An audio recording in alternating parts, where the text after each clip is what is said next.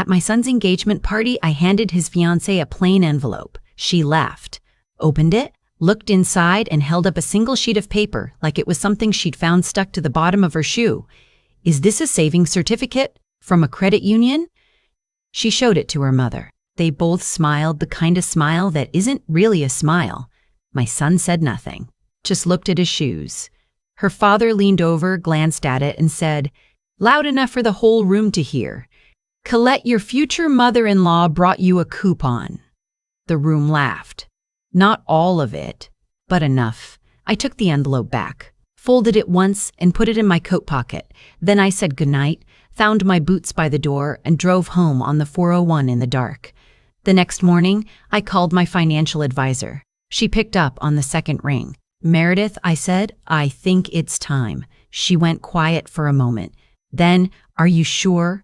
"I've been sure for a long time," I said. "I just needed a reason to start. Before we go any further, have you ever been dismissed because of how you looked or what people assumed about you? Not what you'd done, not who you were, just what they assumed. Leave a comment." I read everyone. And if stories like this one matter to you, subscribe. Some details here have been changed to protect privacy, but the lesson is completely real. Now, let me tell you what was in that envelope. I moved to Barrie when my son was 4 years old. His father and I had separated the year before, quietly, without drama. The way two people end something when they've both simply run out of road. I had a part-time bookkeeping certificate, a used Civic, and $1,200 in a checking account. I found work at a local hardware supplier doing payroll and accounts receivable. It wasn't glamorous. It paid $14.75 an hour. I packed lunches. I bought clothes at Value Village. I put $40 a week into a savings account at the Meridian Credit Union on Dunlop Street, even when I wasn't sure I should. My son, I'll call him by what I always called him, my boy, grew up watching me work. He saw me do taxes at the kitchen table at 10 o'clock at night. He saw me negotiate with the landlord over a broken furnace in January. He saw me read library books about investment and tax shelters and RRSPs because I couldn't afford the courses. He knew what things cost. He knew we didn't waste.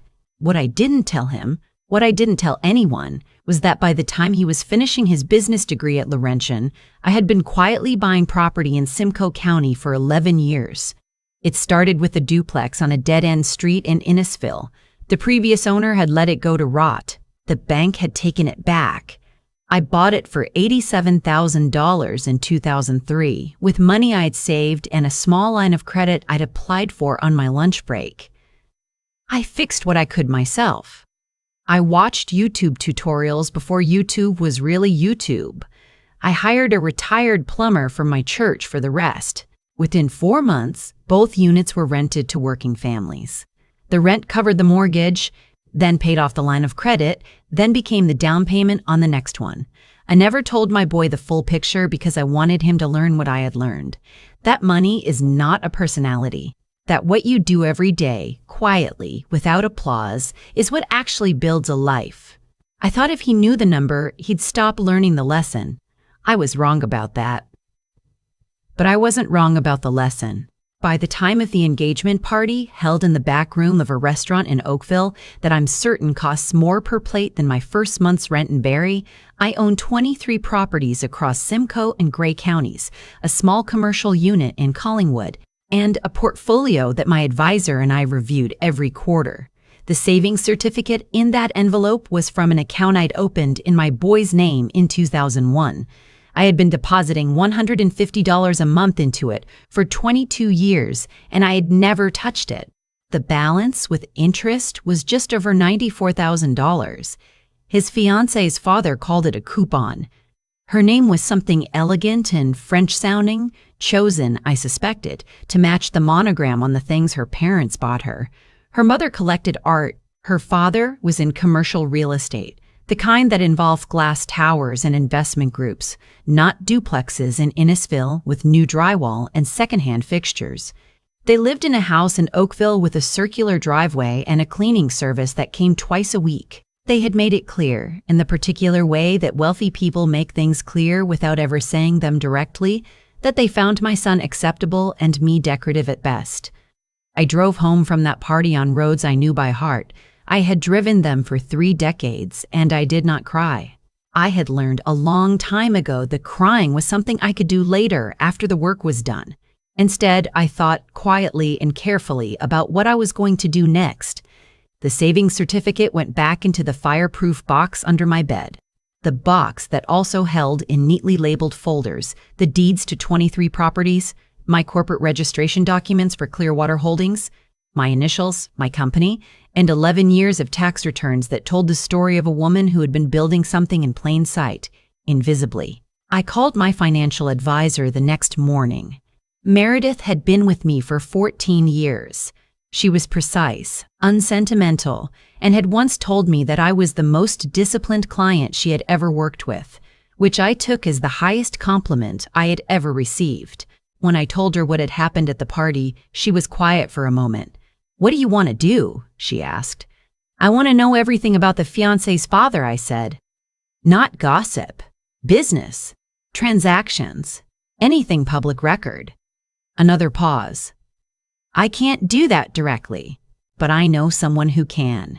His name was Desmond Fairweather. He was a retired RCMP financial crimes investigator who had transitioned into private consulting. He was 60-something, wore fleece vests, and drank his coffee black. We met at a Tim Hortons on Essa Road because I suggested it and watched him not react, which told me everything I needed to know about his professionalism. "The father's name is Renaud Beaumont-Lacasse," I said. I slid a piece of paper across the table with the spelling written out. "Commercial real estate developer, based in Oakville. I want to know if his business is what it looks like." Desmond looked at the name. "Any particular reason for the concern?" "Instinct," I said, "and 30 years of reading balance sheets." He took the file.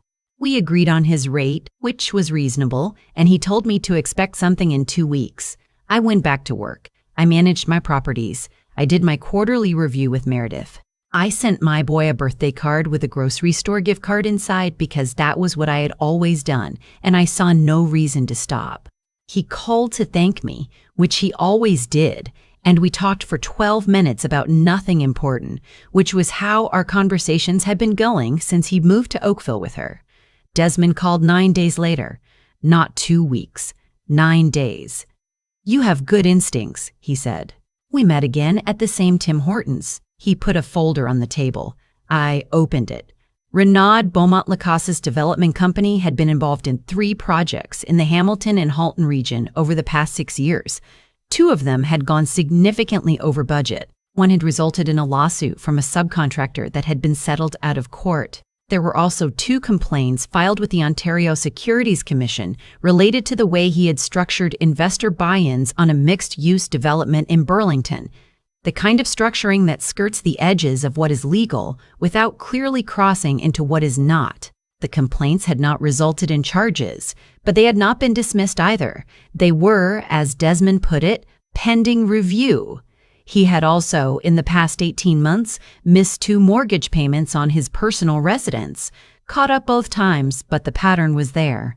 "He's leveraged," Desmond said, "more than he looks." I closed the folder and held it against my coat for a moment. My son's fiancé's father, who had called my savings certificate a coupon in front of 40 people, was quietly bleeding money from multiple directions while maintaining the appearance of effortless wealth. "What do you want to do with this?" Desmond asked. "Nothing yet," I said. "I want to wait." He looked at me. "For what?" "For the wedding," I said. "I want to be honest about something, because honesty is the only thing I have that's actually mine." Part of me, a real part, not a small one, wanted to pick up the phone and make calls. I knew people. I knew how these things worked. I could have made Renaud Beaumont-Lacasse's pending OSC review very much less quiet, very quickly, but that would have been about me. And this wasn't about me. It was about my son. He had grown up watching me be calm. He had learned from me that the most effective thing a person can do when they are underestimated is nothing. You wait. You prepare. You let other people run out of road. I wanted him to see that, not hear it from me. See it. The wedding was in June, at a vineyard property in Niagara-on-the-Lake. 300 guests. tent structure with rented chandeliers, a string quartet for the ceremony, a band for the reception. The kind of wedding where the programs are printed on cardstock and the centerpieces are designed by someone whose job title is floral architect. My boy looked happy. That part was real. Whatever else was true, that part was real. I was seated at a table near the back, with a couple I didn't know from the bride's family social circle, a cousin of my son's who lived in Thunder Bay and was as uncomfortable as I was, and an elderly gentleman who had been some sort of business acquaintance of the bride's grandfather and had clearly been placed there because no one knew quite what to do with him. We got along beautifully. During the dinner, the bride's mother stopped by our table to check in on guests. She reached me last. "We're so glad you could make it," she said in the tone of someone who is not entirely glad. "My husband tells me you drove down from Barrie, is it?" "Yes," I said. "Such a long drive." She smiled. "Is everything all right?" She smiled. "Is everything all right? I know the drive must be hard at your—" She stopped herself. "At this time of year. The traffic." "The traffic was fine," I said. "I left early." She moved on. I ate my dinner, which was genuinely excellent. I drank one glass of wine, which was also excellent. The vineyard, I had read in the materials, had been in operation since 1986 and produced about 12,000 cases a year. I knew this because I had purchased a 22% stake in it 14 months earlier through Clearwater Holdings. Not the whole vineyard. A minority investment position brought to me by my financial advisor as part of a small portfolio of agribusiness opportunities in the Niagara region. I had said yes because the fundamentals were solid and the land value alone justified it. I had not thought, at the time, that my son would choose this particular vineyard for his wedding. I found out when he sent me the venue details and I recognized the name. I said nothing. I simply confirmed I would attend. The vineyard's general manager, a woman named, I'll leave out the name, knew who I was. She had greeted me quietly when I arrived, thanked me for coming, and asked if I needed anything. My son was standing 10 feet away and did not notice. After the speeches, after the first dance, after the cake was cut, Renaud Beaumont-Lacasse worked his way around the room. He was the kind of man who worked a room. He stopped at my table last, which I had expected. "Enjoying yourself?" he asked. "Very much," I said. "It's a beautiful property." "Good choice on their part," he said, looking around with the satisfaction of a man who believes good things exist to confirm his taste. "I actually looked into investing here a few years back, decided it wasn't the right fit." "Interesting," I said. He looked at me for a moment. I smiled pleasantly. He moved on. I stayed for another hour. I hugged my son at the end of the night. He held on a little longer than usual, which I noticed.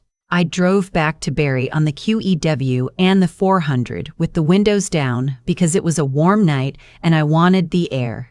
3 weeks later, the Ontario Securities Commission contact Desmond had quietly flagged the Burlington file to resume their review. I had nothing to do with the timing. These things moved on their own schedule, but Desmond called to let me know. "It's moving," he said. "I know," I said. "What do you want to do?" I had been thinking about this for weeks. About my son. About what he had learned and what he hadn't. About the engagement party. About the Kubung comment. About the years he had stopped asking me what things cost because he had started to be embarrassed by the fact that I knew. "I want to see my son," I said. "Not call. See him. Can you find out if there's anything I need to know before that conversation?" Desmond found out that Renaud had recently approached 2 of his existing investors about extending their positions to cover shortfalls in the Burlington project. One had declined. The other was considering it. The company was not in immediate crisis, but it was moving in the direction of one. I drove to Oakville on a Tuesday morning. I did not call ahead. My son was working from home. He answered the door in a sweatshirt and looked surprised to see me, which I understood. I had never arrived unannounced in my life. "Mom," he said, "is everything?" "Everything is fine," I said. "I just need an hour." We sat at his kitchen table with tea. He made it properly, which he'd learned from me, and I put a folder on the table between us. "I need you to look at some things," I said. He looked at the folder, then at me. What is this? It's information about your father-in-law's business, I said. I want you to understand what I'm showing you before I explain why I have it, and I want you to ask me any question you want after. He didn't open the folder immediately. He sat with his hands flat on the table, the way he used to sit when he was a boy and was trying to decide something. Did you have someone investigate him? He asked. Yes. Why? Because he publicly mocked a gift I had been saving for you for 22 years, I said. And because you said nothing. And I needed to understand what kind of people we were dealing with. He was quiet for a long moment. Mom, you can apologize in a minute, I said. First look at the folder. He opened it. I watched his face change as he read, not dramatically. My son has always been composed. I'll give him that.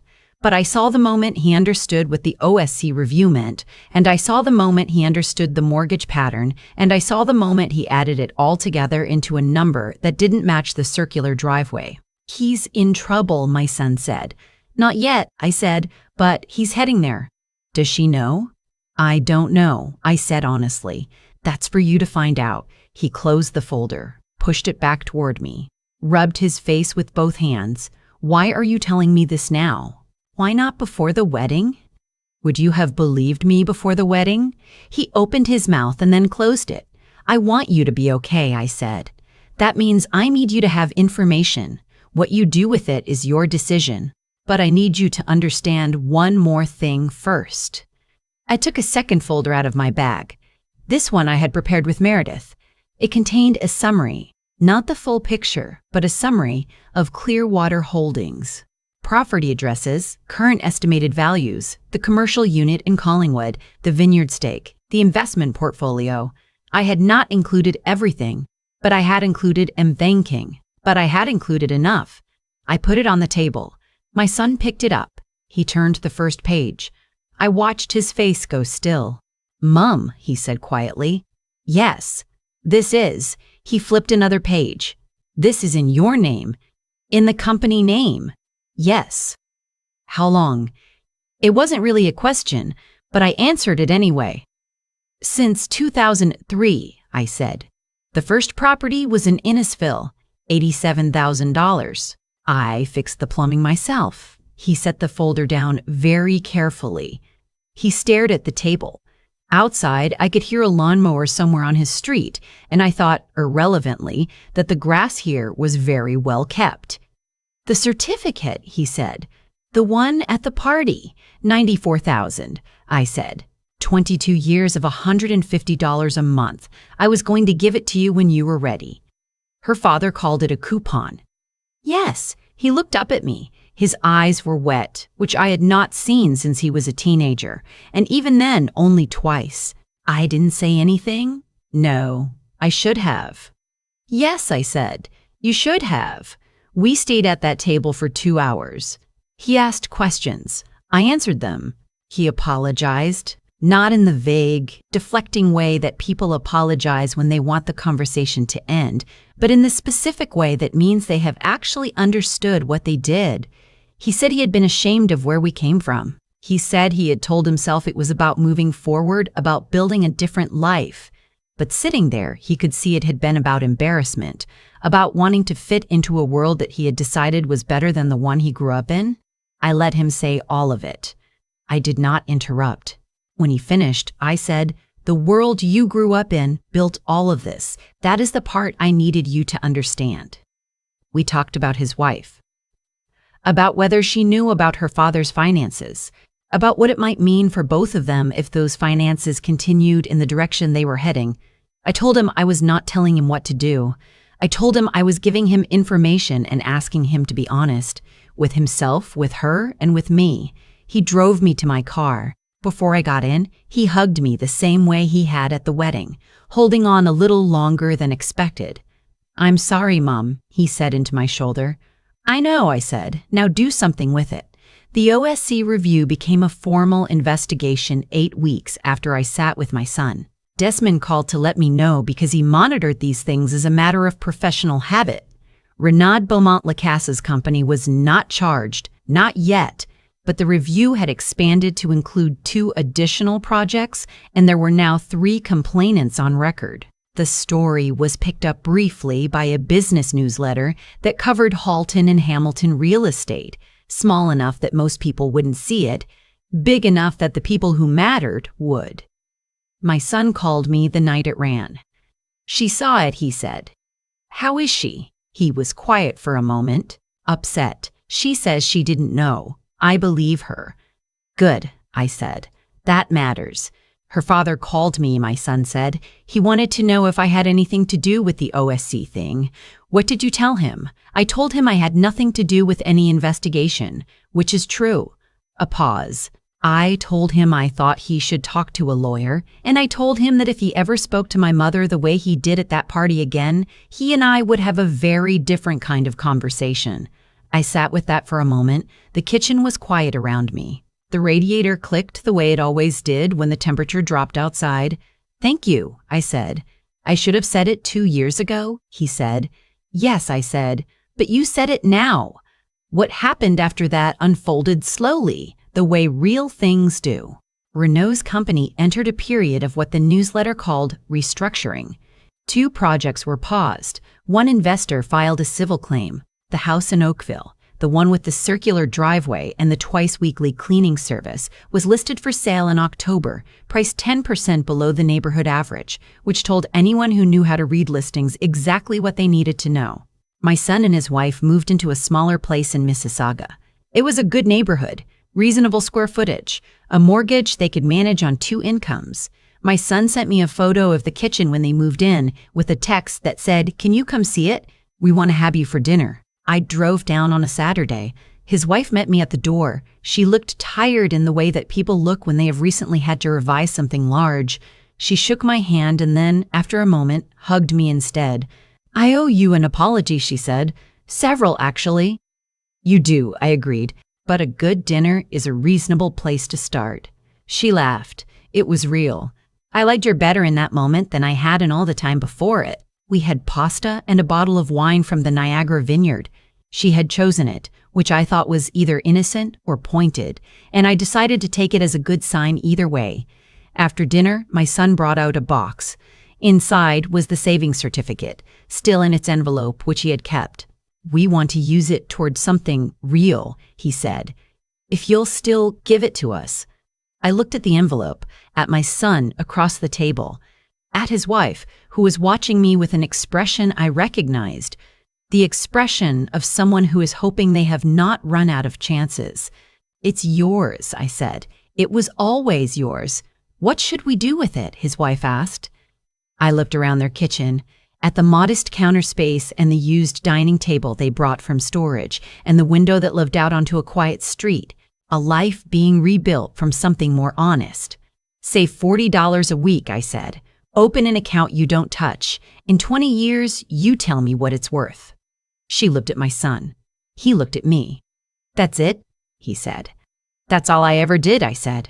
There is something I want to say to anyone listening to this who has spent years building something invisible, who has worked at jobs that other people look past, who has saved money in amounts that other people call insignificant, who has sat at a kitchen table doing the math alone at 10 o'clock at night. You are not invisible. What you are building is real. It does not require anyone's recognition to be worth something. I am still in the same house in Barrie. I have repainted the kitchen twice since I moved in. The garden does what I tell it to.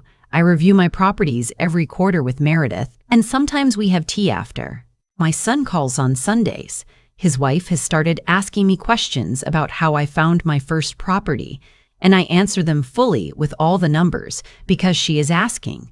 The savings certificate is in their account now. They didn't spend it. They added it to a down payment fund and they are saving $50 a week instead of $40, which I did not suggest, but which pleases me. And the envelope, the plain white envelope that got held up at an engagement party in Oakville like it was something found at the bottom of a shoe, I kept that. It's on the corkboard in my kitchen, next to the property tax notices and the seed catalog and a photo of my son from a camping trip when he was 9 years old, gap-toothed and holding up a fish that was frankly too small to keep. It is not spare change. None of it has ever been spare change. If this story meant something to you, I'd like to hear about it in the comments. Have you ever built something quietly without anyone knowing? Have you ever been underestimated by someone who should have known better? Share this with someone who needs to hear that their work matters, regardless of what it looks like from the outside. Subscribe to Gemstone Revenge for more stories like this one, because ordinary people make extraordinary choices every day, and those stories deserve to be told. God bless, and thank you for staying until the end. I have thought a lot about what actually happened at that engagement party in Oakville. Not what was said, I remember every word exactly, but what caused it. Renaud Beaumont-Lacasse did not hold up that envelope because he was cruel, though he was. He held it up because he had spent a lifetime measuring people by the things they carried with them: the car they drove, the watch on their wrist, the venue they could afford to book. He had built an entire identity out of appearances, and when he saw a plain white envelope from a woman who drove up from Barrie, the math was simple in his head. He thought he knew what I was. What he didn't understand, what took years of living to learn, and what I am still learning, is that the choices we make quietly, without an audience, are the ones that actually determine what we become. Every week for 22 years, I put $150 into an account that nobody knew about. Not because I was planning some dramatic reveal, because it was the right thing to do, and because I had learned early that doing the right thing rarely looks impressive while you're doing it. It just looks like showing up, like being consistent, like caring about something more than you care about how you appear. That is what I tried to give my son. Not money, not properties. The understanding that work has dignity regardless of whether anyone applauds it. I failed at that for a long time. He grew up and found a world that seemed to offer him something shinier, and he reached for it the way young people do. And in doing so, he let go of something he didn't know he was holding. I don't blame him for that. I was not entirely honest with him either. I kept the full picture from him for reasons I told myself were about character building, but sitting at that kitchen table in Mississauga, I understood they were also about fear. Fear that if he knew what I had, he would love me for it instead of for me. Fear that the number would become the relationship. There's a cost to that kind of silence. I paid it in years of distance I did not fully understand until it was already there. What changed things was not the revelation of the portfolio. It was not Renaud's investigation or the OSC review or any of the things I had set in motion. What changed things was my son choosing, when he finally had all the information, to be honest with himself about what he had done and what it had cost both of us. That was his choice. I could not make it for him. I could only give him the information and step back. Desmond once told me that the most dangerous thing a person can do in a financial investigation is assume the outcome. You gather what is real, you present it clearly, and then you let the facts do what facts do. I think about that often, not just as advice about investigations, as advice about people. The savings certificate is in my son's account now. His wife adds $50 a week, which no one asked her to do. The envelope is on my corkboard. And Renaud Beaumont-Lacasse, who called it a coupon, is quietly selling a house he can no longer afford to keep. I did not plan any of that. I just kept doing the work. That is all it ever was.